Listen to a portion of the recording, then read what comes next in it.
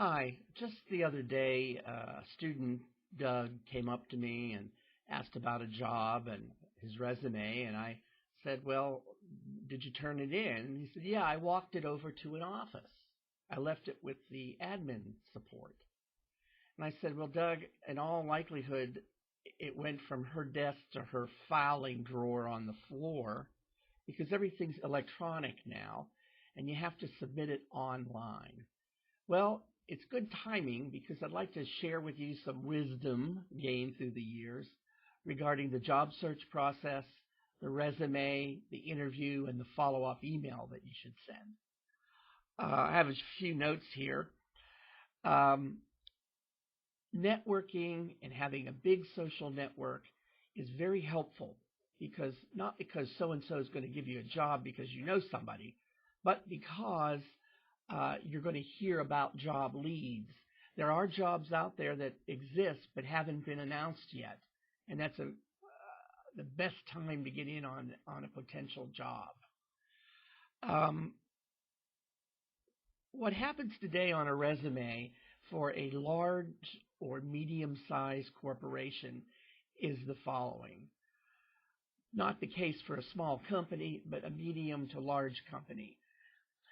You email in your resume, and they'll run it through software which is looking for the word count for the most critical words that you see in the job description.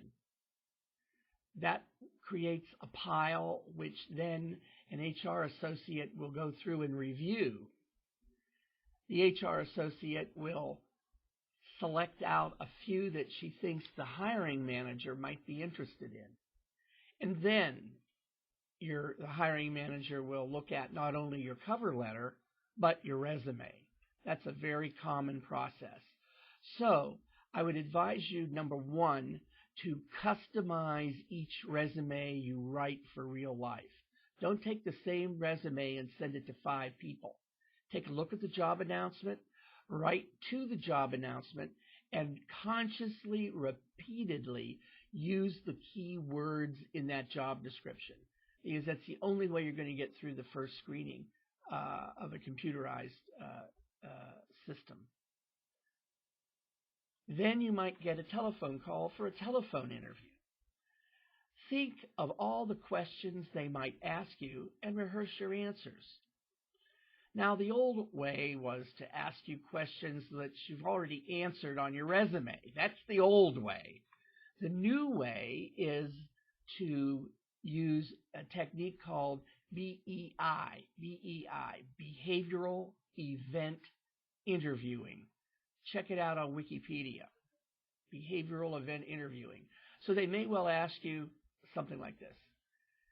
Tell me about the time that you worked on a dysfunctional team. What were your business results? How did you try to change that team? What did you say? What did you do? That's a behavioral event interview question. All right, let me look at my notes. Spelling mistake. Ouch. Grammar error. Ouch. Because the interviewing company, the company you want to interview with, it thinks, well, if they make mistakes like this on trying to get a job, what would they make mistakes on when they actually got the job?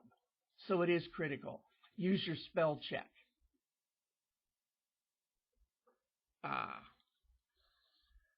You get the face-to-face interview. Don't wear blue jeans. The face-to-face interview for a guy should be a sport coat, a tie, or a suit and tie. For a woman, business attire. Don't wear blue jeans. When you're done with the interview, send an immediate follow-on email. Nice to have had this opportunity. I hope to hear from you soon. Usually, if you don't hear from them soon, you'll never hear from them. So my advice is move on. The train left the station, and unfortunately, you weren't on the train.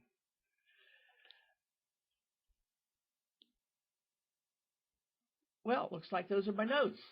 If you have any questions, give me a buzz, send me an email. Thanks.